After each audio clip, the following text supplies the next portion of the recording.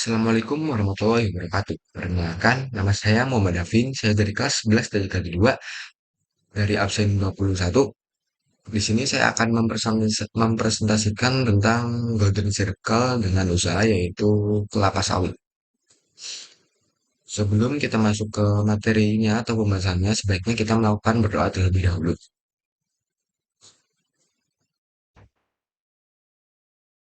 Langsung saja kita masuk ke materi.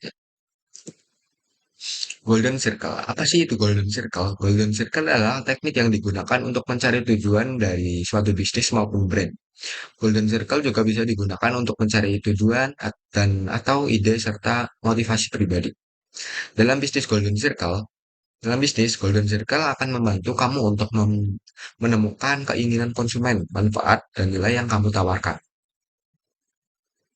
Golden Circle juga digambarkan dengan tiga lingkaran, yaitu terfokus dengan masing-masing lingkaran yang mempresentasikan aspek-aspek tertentu dari diferensiasi pasar.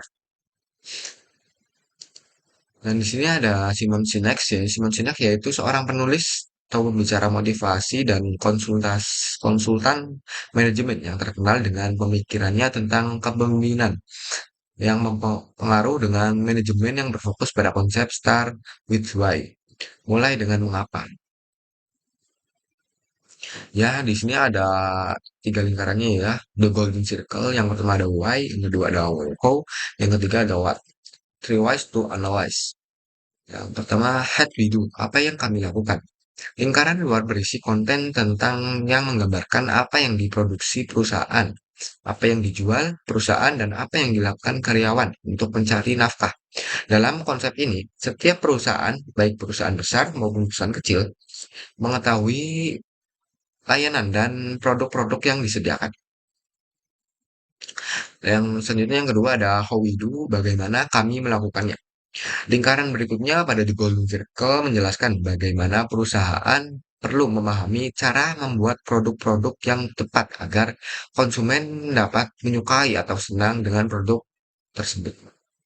Yang ketiga ada why we do, kenapa kami melakukannya.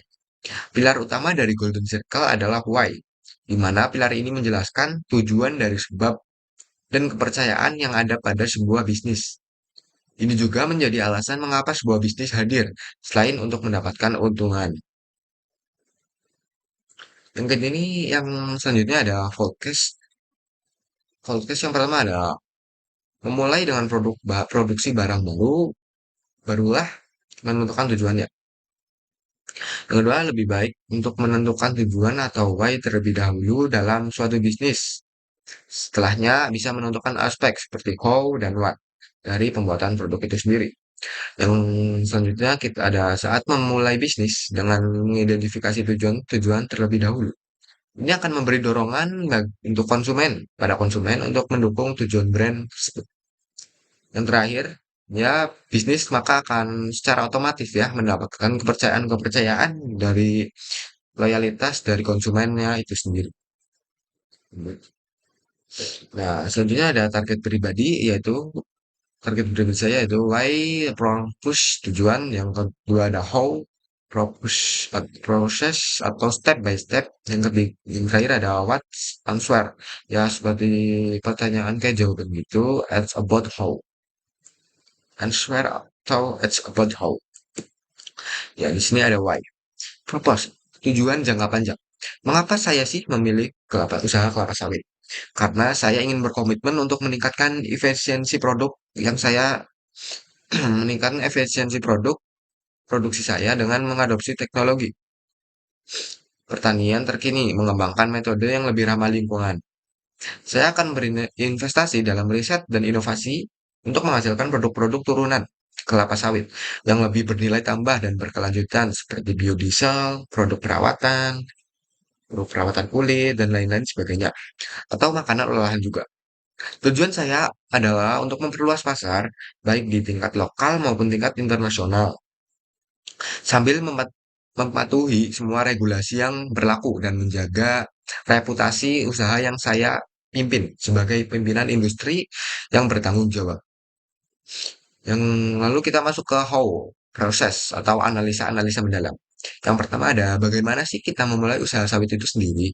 Yang kedua, faktor apa saja sih yang dapat mendukung usaha sawit. Yang ketiga, bagaimana sih kita untuk memasarkan kelapa sawit.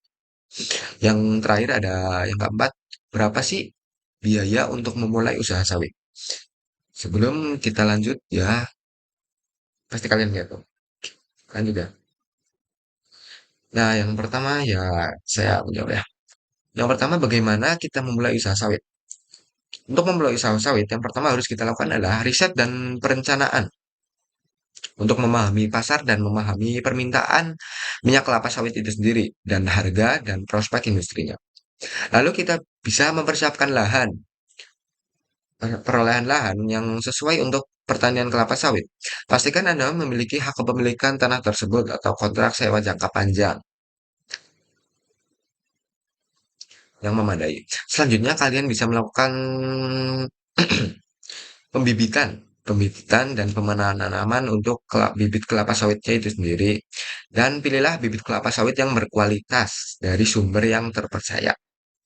Lalu kita harus melakukan pemeliharaan terhadap kelapa sawit seperti pemupukan dan pengendalian hama seperti dan ya kita bisa mengolah lah ya panen kelapa sawit gitu dan mencegah dari hal-hal yang tidak diinginkan.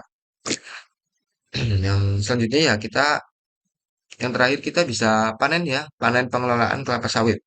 Panen buah kelapa sawit pada saat yang tepat dan proses buah kelapa sawit untuk menghasilkan minyak sawit yang baik dan bagus. Yang kedua adalah faktor apa saja yang dapat mendukung usaha sawit tinggi. Ya, langsung kita masuk ke jawabannya saja. Tingginya permintaan global terhadap minyak kelapa sawit didukung oleh iklim tropis yang cocok, kemampuan mengadopsi teknologi pertanian di era modern saat ini, ya, serta dukungan dari pemerintah infrastruktur yang memadai menjadikan faktor-faktor pendukung utama dalam kesuksesan usaha kelapa sawit itu sendiri. Selain itu, kemitraan dengan perusahaan pengelolaan minyak kelapa sawit, diverifikasi produk, serta pengetahuan dan keterampilan dalam pengelolaan pertanian. Kelapa sawit juga berperan penting dalam mengoptimalkan potensi bisnis ini. Yang ketiga, ya bagaimana kita memasarkan kelapa sawit. Untuk memasarkan kelapa sawit itu sendiri, Anda perlu mengidentifikasi target pasar.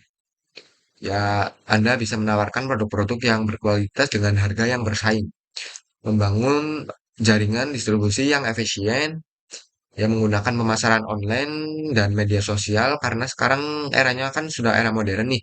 Jadi kita bisa melakukan pemasaran secara online dari media-media sosial yang banyak serta mempertimbangkan sertifikasi keberlanjutan kemitraan strategis dan eksplorasi pasar internasional. Pasar internasional juga dapat membantu memperluas jangkauan produk Anda.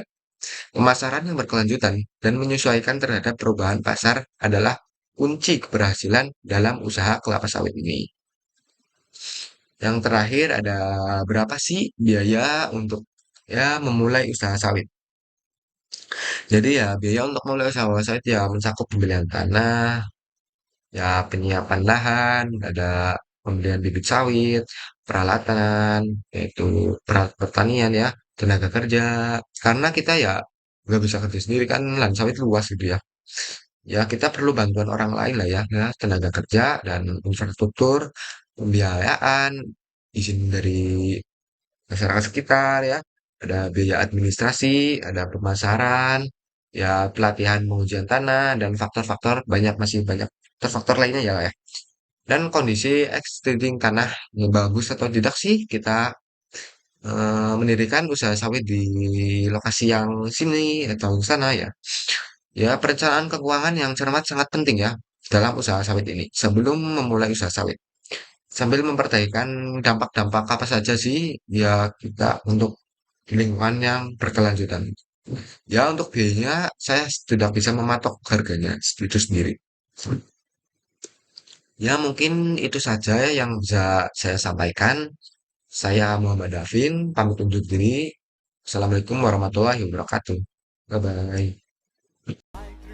Body, I'm an icon, man. And my girl about a 10. I should fuck her in a